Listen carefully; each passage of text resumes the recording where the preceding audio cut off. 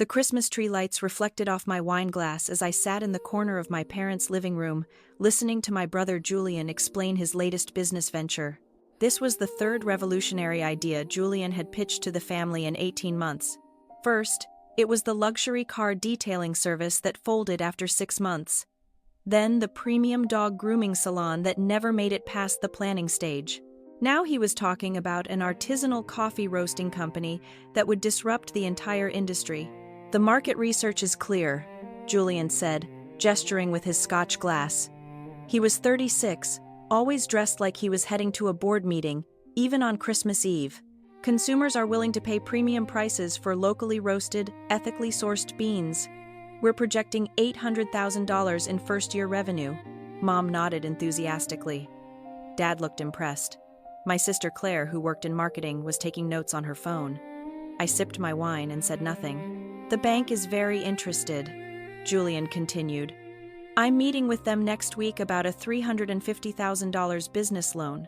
Between that and Dad's investment, we'll have enough capital to wait," Claire interrupted. "Dad's investing." Dad smiled.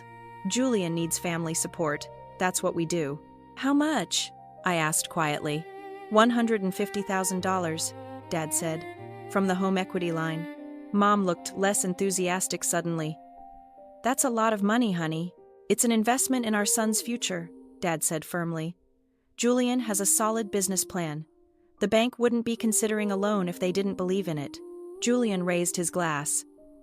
"To family support and new beginnings." Everyone toasted except me. "Elena," Mom prompted, "aren't you going to toast your brother?" I raised my glass silently and took a small sip. Julian noticed. "What's wrong? You look not happy for me." "I'm happy you're pursuing something you believe in. But come on, I know that face. You're thinking something." I set down my glass. "I'm thinking that $350,000 is a significant loan for a business with no track record in a highly competitive market with thin profit margins." The room went quiet. Dad frowned. "Elena, that's not supportive." "I'm being realistic. Coffee roasting requires expensive equipment, climate-controlled storage, distribution networks, and significant marketing spend to compete with established brands. The profit margin on roasted coffee is typically 7 to 12% after overhead. At $800,000 revenue, that's $56,000 to $96,000 profit. If everything goes perfectly, which it rarely does in year one." Julian's jaw tightened. "Thanks for the vote of confidence. I'm not saying don't do it. I'm saying understand the risk." "This from the woman who's been consulting for 3 years, Claire said. "At least Julian is taking action," Mom said softly. Claire. "No, she's right," Julian said. "Elena, you've been talking about starting a business since you were 25. You're 31 now, still consulting, still working from your laptop, still living in that studio apartment. Meanwhile, I'm actually building something." "Your third something," I pointed out. "So what? Edison failed 1,000 times before he invented the light bulb. Edison had funding. I have funding. The bank loan, Dad's investment, Dad's retirement money," I corrected. The room went very still. "Excuse me," Dad said.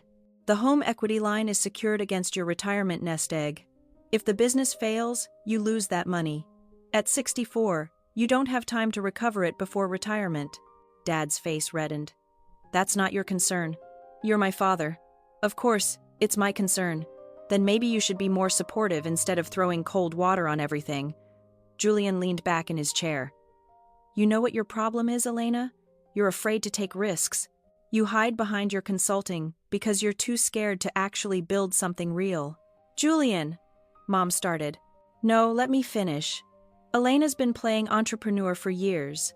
Little side projects, tiny clients.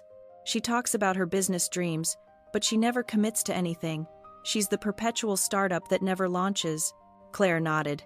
"Remember that business plan she wrote years ago? What was it for? Investment consulting." "Yeah," Julian said. "She was going to help small businesses with their finances. Wrote this whole plan, made a website, then nothing. Back to regular consulting." "That's not quite," I began. "Playing entrepreneur again," Julian mocked. "Is that what you're doing? Sitting there judging my real business while you pretend to build something?" Dad added. Stick to your day job, Elena. Let Julian pursue his dreams. I remained silent. I could have told them the truth, that I hadn't abandoned investment consulting. I evolved it, that my tiny clients included 7 regional banks, that my studio apartment was a paid-off condo in a building I partially owned, that my consulting business had generated $2.7 million in revenue last year. I could have told them about the bank acquisition I'd closed 6 months ago. Sovereign First Bank, a 7-year-old institution, with 12 branches across 3 states, $180 million in assets. I'd purchased it for $31 million, $12 million cash, the rest financed after identifying it as undervalued due to poor digital infrastructure and outdated management practices. I could have mentioned that I now owned 3 banks, 2 credit unions, and held significant equity positions in 4 others, that my financial services portfolio was worth approximately $340 million. But I'd learned years ago that my family didn't hear me. They heard what they expected to hear. Elena, the quiet one, the uncertain one, the one who never quite launched. So I stayed silent. Julian's phone buzzed. He glanced at it and smiled. That's the bank. They're confirming our meeting next week. Which bank? I asked. Sovereign First. Why? Just curious. He looked at me suspiciously. You don't know anyone there, do you? Because I don't need you sabotaging this for me. I'm not sabotaging anything. Good, because this loan is happening. The bank already pre-approved me. Next week is just paperwork and final signatures. I took another sip of wine. Claire changed the subject to her company's holiday party. Mom brought out cookies. Dad turned on the football game. The evening continued with me sitting quietly in the corner, watching my family celebrate Julian's latest venture. As I was leaving, Mom pulled me aside. Don't take what Julian said personally, she whispered. He's just excited and maybe a little defensive.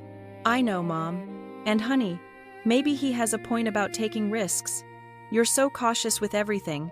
Sometimes you have to just jump in. I'll think about it. She hugged me.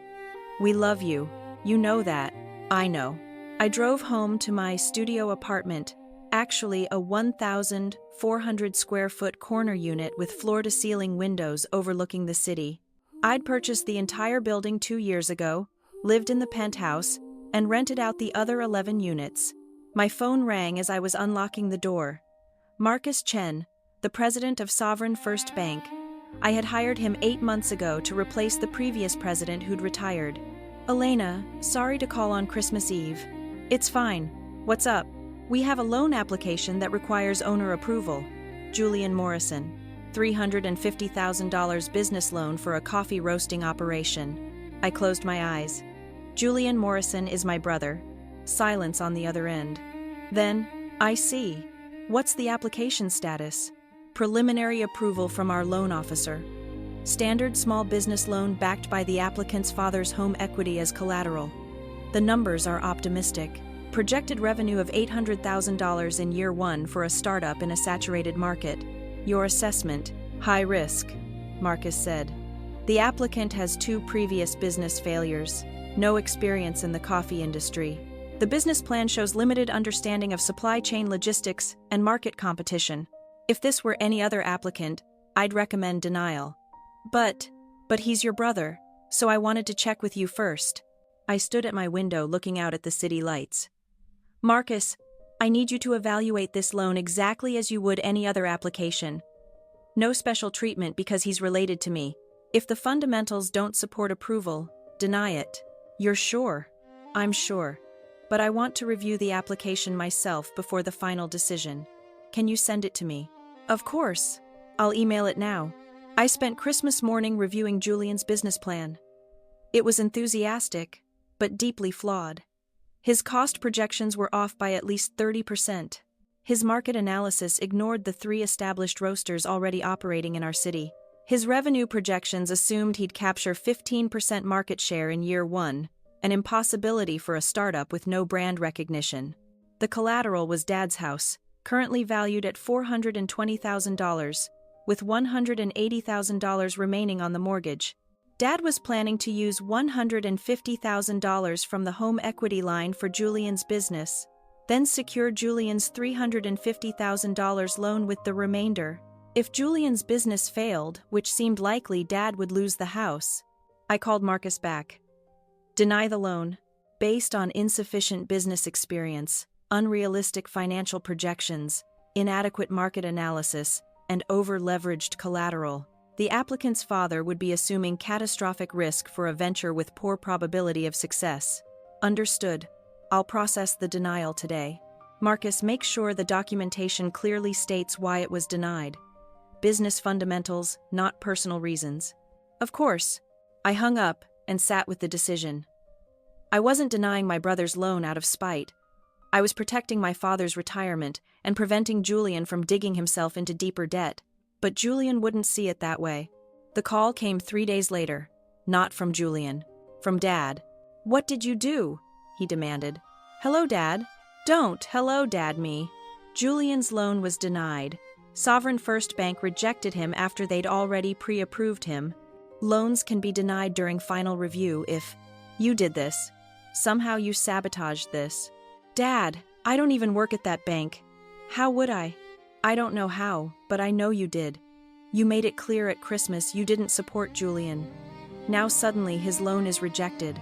Maybe it was rejected because the business plan wasn't sound. The loan officer said he didn't have enough experience, that his projections were unrealistic. That was your voice, Elena. Those were your arguments from Christmas. Or maybe they were legitimate concerns. Julian is devastated. He'd already signed a lease on a roasting facility. Already ordered equipment.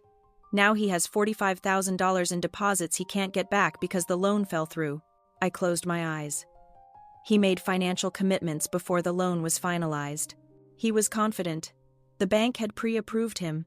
Pre-approval isn't final approval. Dad, everyone knows that. This is your fault. You couldn't stand to see him succeed. That's not... We're having a family meeting tomorrow night, 7. You need to fix this. He hung up. I arrived at my parents' house the next evening to find the entire family already assembled. Julian sat on the couch looking defeated. Mom hovered nearby with tea. Claire and her husband Paul were there. Even my Aunt Sarah had shown up. Elena, Mom said when I entered. Thank goodness. We need to figure this out. I sat in the chair across from Julian. I'm sorry your loan was denied. Are you? Julian asked. Because Dad thinks you had something to do with it. How would I have anything to do with it? You tell me. You were the one talking about risk and profit margins and market saturation at Christmas. Then suddenly the bank uses the exact same arguments to deny me. Those are standard lending evaluation criteria. It's too much of a coincidence. Claire leaned forward. Elena, do you know anyone at Sovereign First Bank? Why would that matter? Just answer the question. I know some people in the banking industry. It's a small community. Did you call them? Dad asked. Did you tell them not to approve Julian's loan? No. It wasn't a lie. I hadn't told anyone not to approve the loan. I told them to evaluate it fairly. Then how do you explain the timing? Julian demanded. Pre-approved on Christmas Eve, denied 3 days later. Loans get denied all the time during final review. Not like this. The loan officer said my business plan showed limited understanding of market dynamics. Those were almost your exact words at Christmas. Because they're accurate. The room erupted. Everyone started talking at once. Dad accused me of jealousy. Claire called me unsupportive. Aunt Sarah said I'd always been difficult. Mom tried to calm everyone down. She ruined this for me, Julian said quietly. The room went silent. I had everything planned. The facility, the equipment, the suppliers. I'd already hired a part-time assistant. Now I have $45,000 in deposits I can't recover. No loan and no way to move forward. There are other banks, I said. I've tried, Julian said. I spent the last 3 days calling everyone. They all say the same thing. Too risky, insufficient experience, over-leveraged collateral. Your words, Elena. Everywhere I turn, I hear your voice telling banks not to trust me. Julian, I didn't. Dad's putting the house up as collateral, he continued. Do you understand that? He's risking his home to support my dream, and you can't even be happy for me. I'm not happy about Dad risking his retirement. It's his choice. It's a bad choice. Dad, You're 64. If this business fails, you lose your house. You'll be working until you're 70 or 80 just to recover. Dad stood up. That's my decision to make. It's a decision based on emotions, not math. Not everything is math, Elena. Some things are about faith, about family. Family doesn't mean enabling bad decisions. Julian's phone buzzed. He glanced at it, frowned, then looked at me with an expression I couldn't read. What? I asked. He held up his phone. From Sovereign First Bank.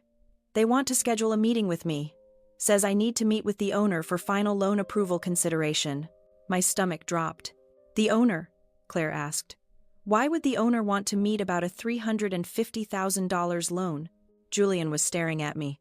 Elena, do you own Sovereign First Bank? The room went absolutely silent. That's ridiculous, Dad said. Elena doesn't own a bank. Then why is she avoiding the question? Julian's voice was rising. Elena, do you own Sovereign First Bank? I met his eyes. Yes. The silence that followed was absolute. Then Claire laughed. It was a sharp, disbelieving sound. What? Oh, that's insane. I purchased it 6 months ago. You purchased a bank. Dad's voice was flat. Yes. With what money? Money I earned consulting. Julian stood up. You've been consulting for 3 years. Banks cost millions. Tens of millions. Sovereign First was $31 million. I financed most of it. Mom sat down heavily. $31 million. You're lying, Claire said. This is some kind of joke. I pulled out my phone and opened my email, found the acquisition closing documents, and turned the screen toward them. Julian took the phone. His hands shook as he scrolled through the documents. Holy, this is real. You own my bank. I own several banks. Several. Dad's face had gone pale. 3 banks, 2 credit unions, and equity positions in 4 others. Claire grabbed the phone from Julian. This can't be real. Oh, you're a consultant, Aunt Sarah murmured. I consult on financial institutions. I identify undervalued banks, acquire them, improve their operations, and build a portfolio. For how long? Mom asked. I started 8 years ago with a small credit union. Built from there. Julian's voice was barely a whisper.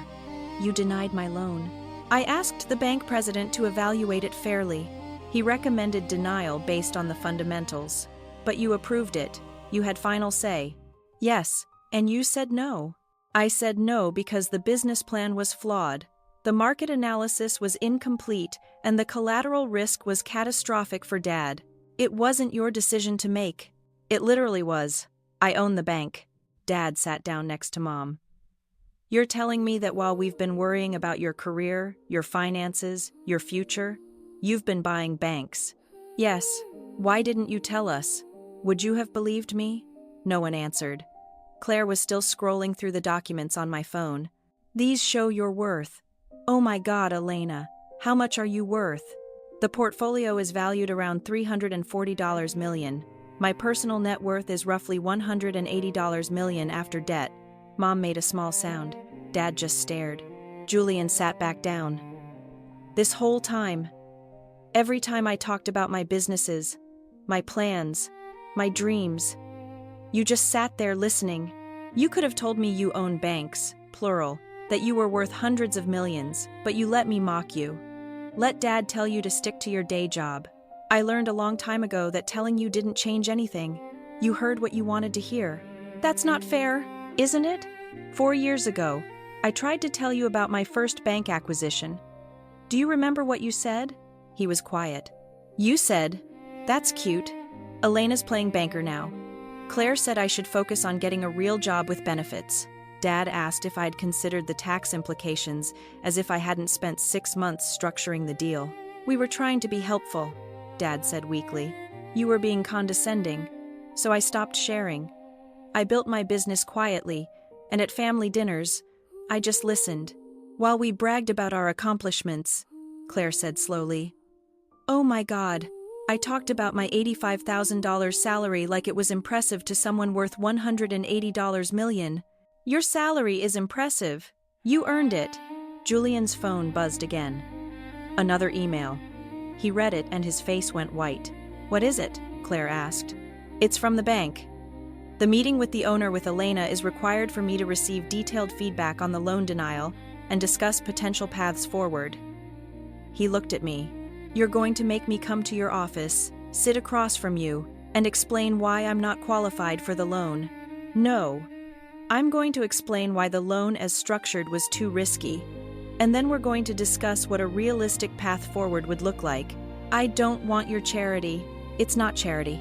It's business consultation, free of charge because you're my brother. Why would you help me? I've been awful to you. Because despite everything, you're still my brother. And I don't want to see Dad lose his house, backing a venture that isn't viable. Dad's head snapped up. You think I'll lose the house? If you collateralize it for Julian's current plan, the business won't generate enough revenue to service the debt. You'll default within 18 months. But you could structure it differently, Mom said. How? It wasn't a question. Smaller loan, different terms, realistic revenue projections. Julian would have to start smaller, build gradually, prove the concept before scaling. It wouldn't be the dramatic launch he's planning, but it might actually succeed. Julian was quiet for a long moment. You really think my plan won't work? I think your passion is real, but your numbers are fantasy. You're trying to do in 1 year what takes most successful roasters 5 years to build.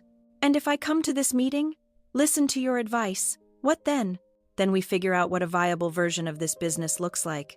Maybe it's smaller, maybe it's staged, maybe it's a different approach entirely. But it's something that doesn't destroy Dad's retirement. He nodded slowly. Okay, I'll take the meeting. I'll listen. He looked at me. I'm sorry for all of it. For mocking you. For assuming you were failing. For everything. I'm sorry, too. For not being more direct. For letting you walk into a loan denial without warning. You were protecting Dad. I was. But I could have handled it better. Claire handed back my phone. I feel like an idiot. We've been treating you like the unsuccessful one for years. You weren't treating me like anything. You were seeing what you expected to see. Which was Elena, the quiet one. The one who never quite launches. The one who needs guidance and advice. But you didn't need guidance, Mom said softly. You were already successful. I was doing fine. I just did it quietly. Aunt Sarah, who'd been silent this whole time, finally spoke. How much is a bank consultation worth? Everyone turned to look at her. What? She said. I'm just asking if Elena is giving Julian free consulting, and she usually charges for that. How much is he getting? I considered. For a comprehensive business restructuring consultation, usually around $50,000. Julian's eyes widened. You charge $50,000 for consulting. That's my institutional rate. For small businesses like yours, I'd normally charge $15,000 to $25,000 depending on complexity. And you're doing this for free. Your family. I don't deserve it. Probably not. But I'm offering anyway.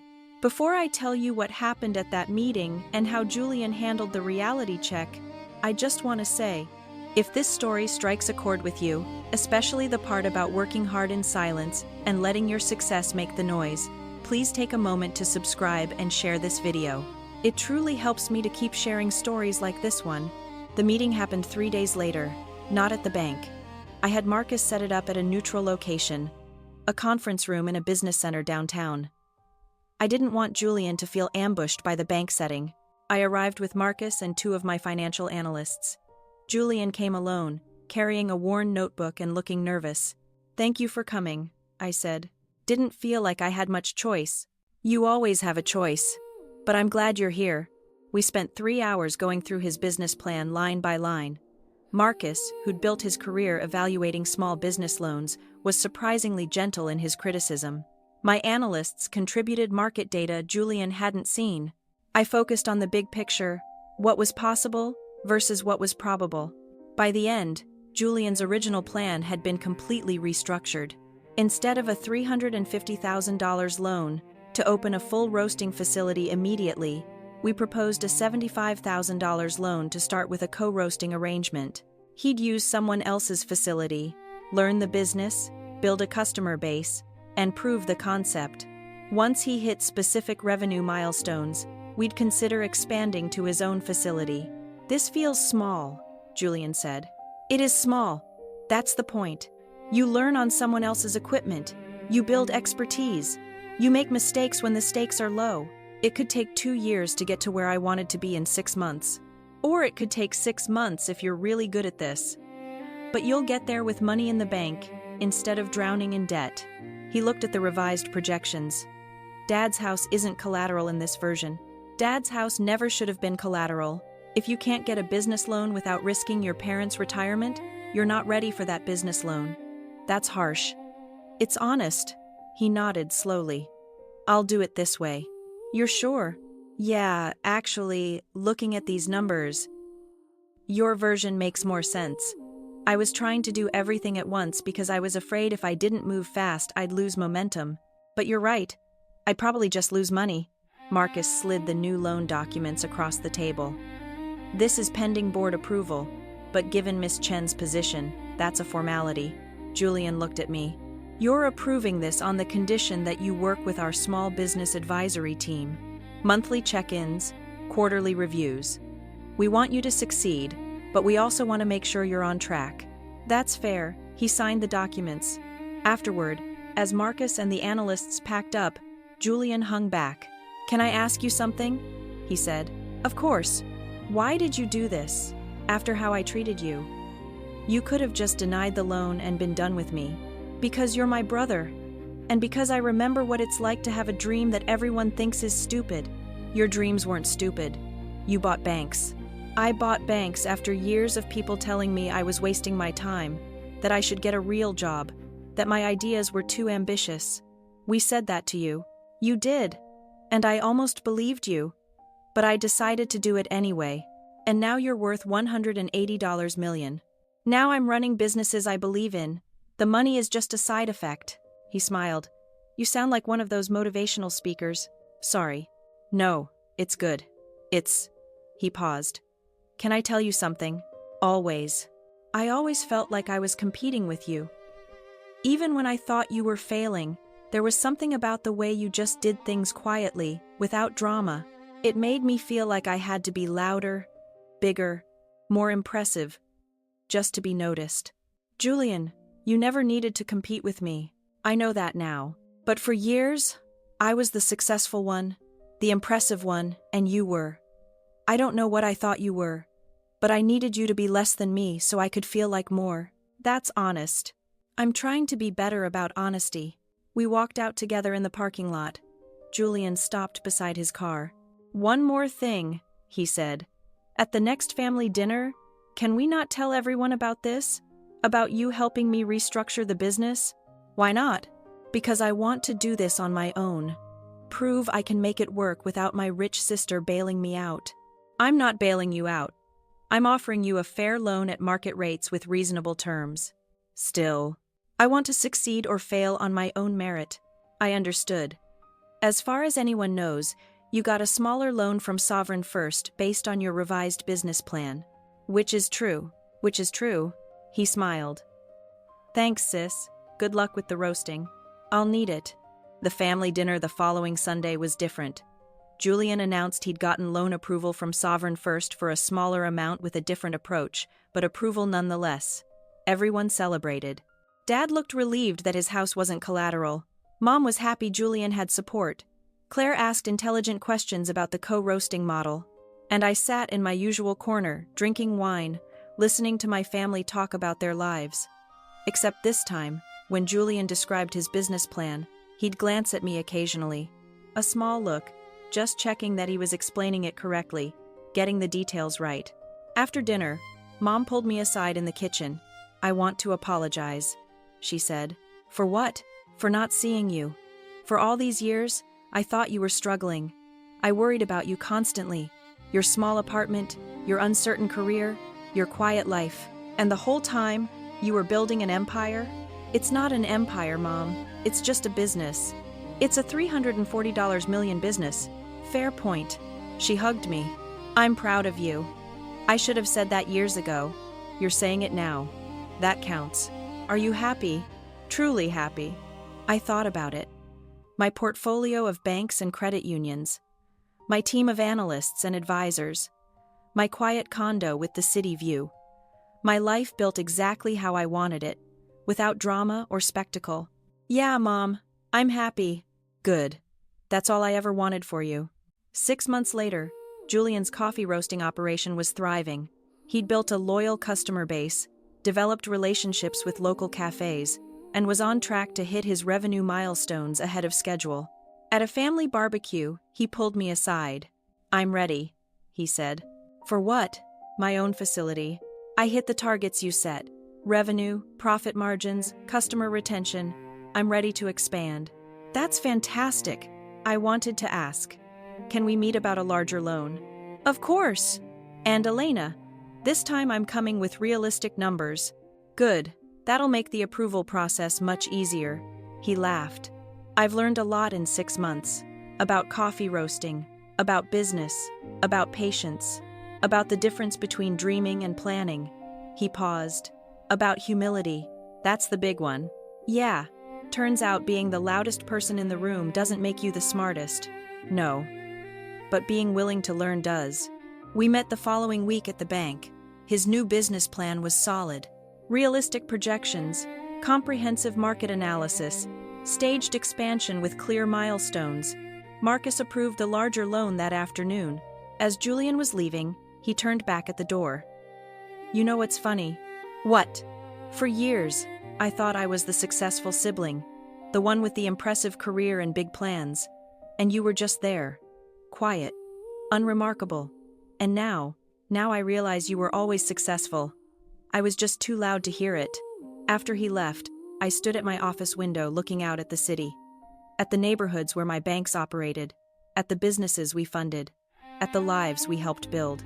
I thought about that Christmas dinner, when Julian mocked my small business dreams, when Dad told me to stick to my day job, when everyone assumed I was the unsuccessful one. And I thought about how satisfying it had been when Julian's phone buzzed with that email requiring the bank owner's approval. Not because I got to deny him, not because I proved him wrong, but because finally, they saw me as I actually was. Not Elena, the uncertain consultant, not Elena, the quiet dreamer, but Elena, the woman who built a banking empire while everyone else was too busy talking to notice. And in the end, that was worth more than any dramatic revelation or public vindication. It was worth watching my brother succeed. Watching him grow. Watching him learn that success isn't about being the loudest or most impressive. It's about doing the work quietly, consistently, whether anyone's watching or not. That's what I'd been doing for 8 years, and I'd keep doing it for 8 more. Not because I needed to prove anything to anyone, but because I'd learned something my family never understood until it was too late to ignore. The quietest person in the room is often building something so significant that words would only get in the way.